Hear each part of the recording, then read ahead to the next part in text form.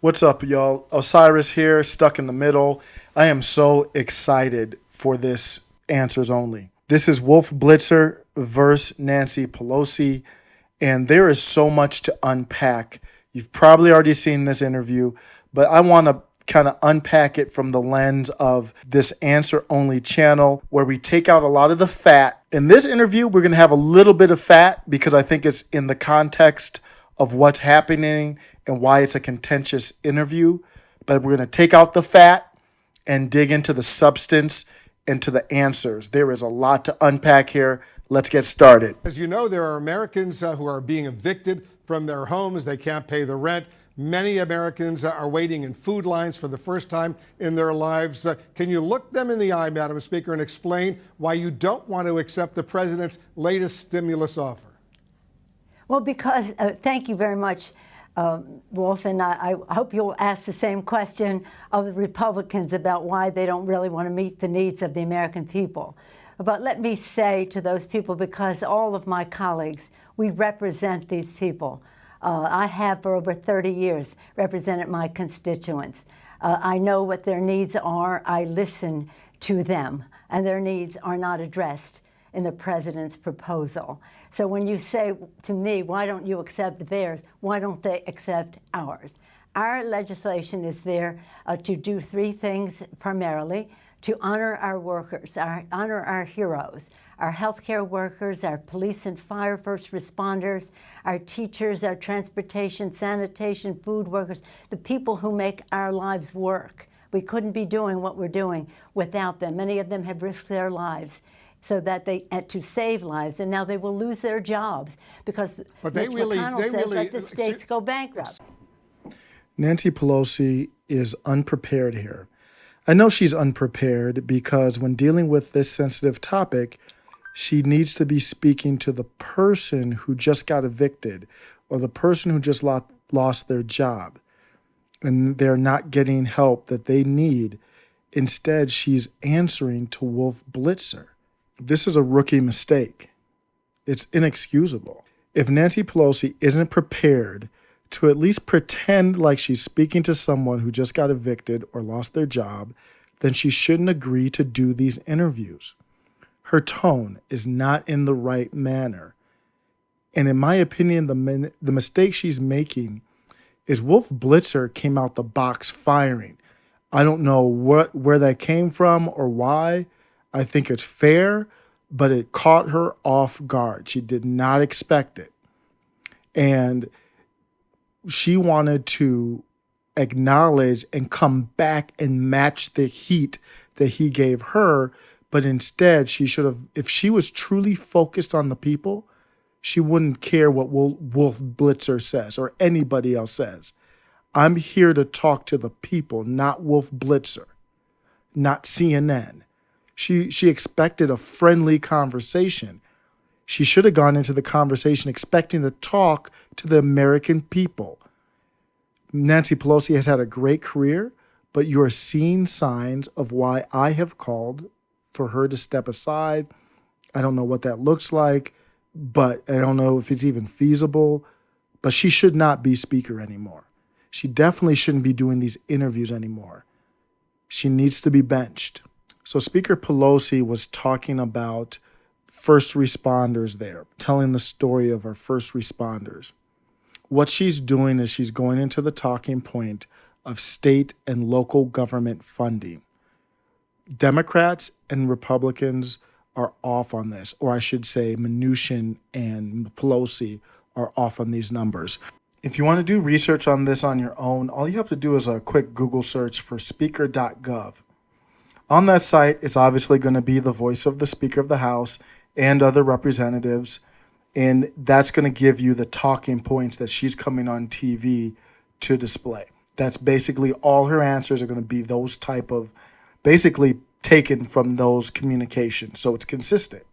Well, let me just quote Ro Khanna, a man you know well. I assume you admire him. He's a Democrat. And he just said this. He said, people in need can't wait until February. $1.8 trillion is significant and more than twice the Obama stimulus. Make a deal. put the ball in McConnell court. So what do you say to Ro Khanna?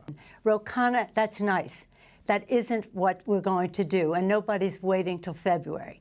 I want this very much now because people need help now. But it's no use giving them a false thing just because the president wants to put a check with his name on it in the mail, that we should not be doing all we can to help people pay the rent, put food on the table, to enhance benefits, that they don't lose their jobs if they're state and local, This interview was deep. Let's talk about Ro Khanna. Wolf Blitzer knows this. Nancy Pelosi knows what is underlining this whole conversation with Ro Khanna. Ro Khanna ran for Congress first back in 2004. He failed. He got blown out. But this guy is savvy. He's smart. He is one of those rich millionaires. I have to look to see if he's a billionaire. He's one of those rich guys that Bernie tries to go after. Silicon Valley. He's a California rep. He is trying to balance being a Silicon guy and also having the Silicon guys be okay with him redistributing that wealth to other people. Ro Khanna saw this as a great opportunity to be that guy to go up against Nancy Pelosi and say, I want to get money for you, the people. Nancy Pelosi's not getting it. Ro Khanna knows what's going on. He knows why Nancy isn't getting it. That's not his problem. That sounds like a you problem, Nancy, is what Ro Khanna's thinking. Ro Khanna's making a move. There is a coup, civil war about to pop off in the House, regardless if Biden wins or loses. And we're seeing gunfires already. He is going directly against the speaker. And if there's one thing that Nancy does not like, she does not like people going against her. She has that fake smile on her face. I don't know how she does that. That is so hard to do. But she is pissed. She's pissed at CNN. She's pissed at Wolf. She is beyond livid, my opinion, beyond mad with Ro Khanna. They go back. They have history. Ro Khanna, when he ran for the House in 2004 and lost, the winner of that race, Lantos, went to Nancy Pelosi, who was the minority leader at the time, and he said, I got this young kid who almost beat me, or this young kid who tried to challenge me, Ro Khanna. He's got some talent. Nancy Pelosi got involved, and Ro Khanna was able to work for Obama. Nancy Pelosi kind of took him under her wing, kind of like she was mentoring him. Nancy Pelosi does not mentor people who she does not think highly of. So this is almost like the student attacking the sensei. This is deep right here. Like this bit right here could have been a karate movie. This is unbelievable stuff. They go back, and the relationship has to be fractured. It has to be gone. Nancy Pelosi does not do people going against her. Fascinating that this was brought up.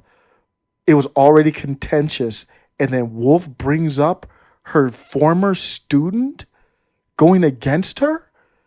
That's like seeing a forest fire, getting in an airplane and dumping 1 million gallons of gas on it and trying to fly away to see what happens.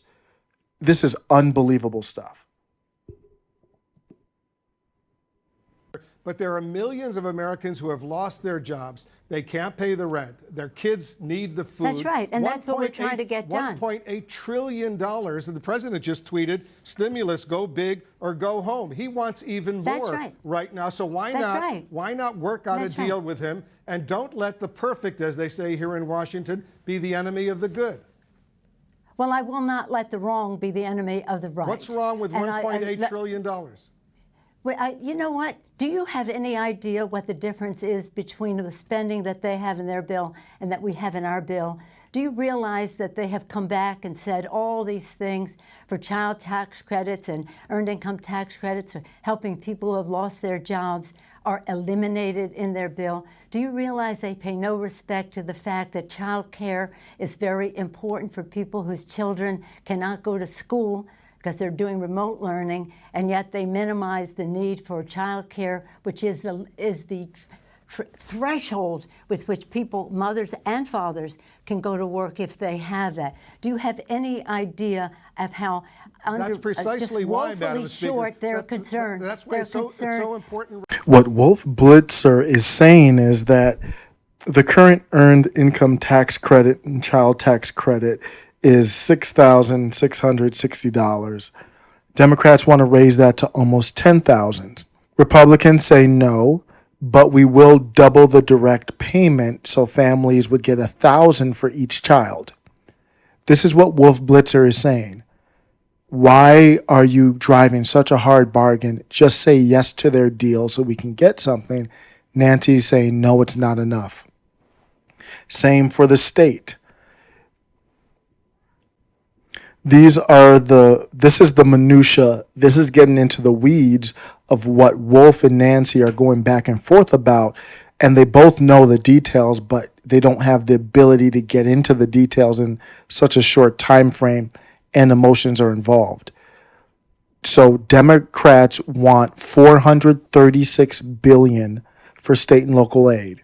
Republicans have gone up from $250 to $300. For child care, Democrats want $57 billion. Republicans have gone to $25 billion. So they're off. And Wolf Blitzer is saying, damn it, it's good enough. Say yes, force McConnell's hand, force him to make a decision, make it on him that he's not going to do this. You're not that far off. Why are you haggling over these? When you think about it, with all the money involved, this is not a lot of money we're off by on these small details. Nancy Pelosi is making it look like it's the end of the world if they don't get these additional funds. If Joe Biden wins, if Democrats win the Senate, they can pass another bill. I'm starting to wonder if Nancy Pelosi doesn't think that will happen. You can pass this bill, and there's no law against passing another bill. When was the last time, Madam Speaker, when was the last time you spoke with the president about this? I don't speak to the president. Speak Why to not? his representative. Why not call him and say, Mr. President, let's work out a deal. It's not going to be everything you want, not going to be everything I want, but there are so many Americans right now who are in desperate need. Let's make a deal. Let me say this. The president has sent Mr. Mnuchin to negotiate. That's what we've done with other presidents. This isn't unusual. With President Bush, we did this quite a bit because that's how you negotiate. And then you take it to the president. Mr. Mnuchin, I think he has integrity representing his position.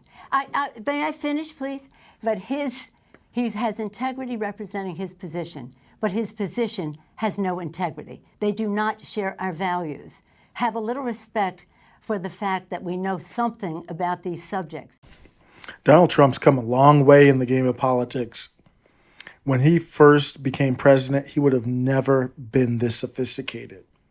So Donald Trump's laughing his ass off right now, literally. Here's what's happening.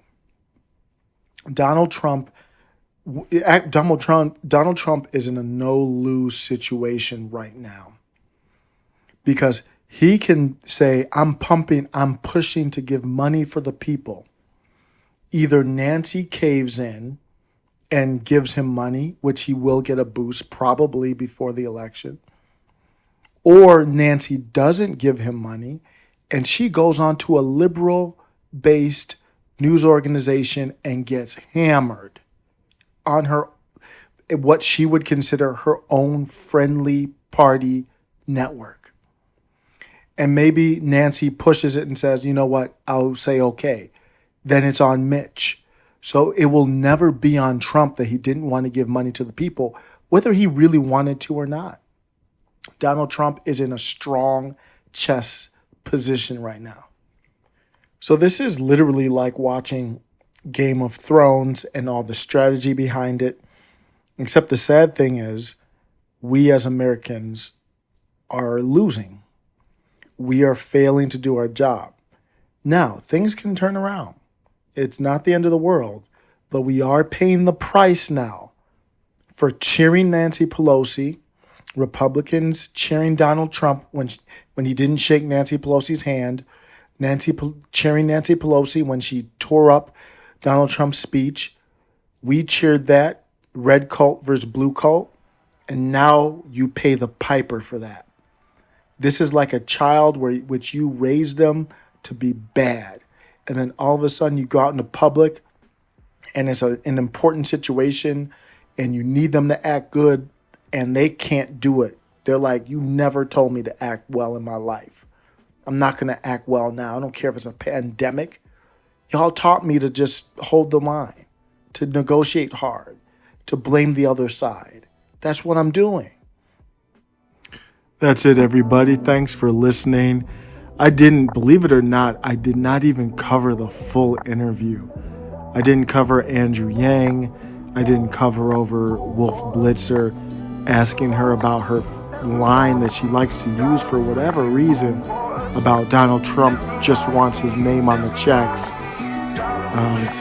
We got the gist of it, of what this interview was about and some of the more interesting twists on it. Take care. Thanks for listening.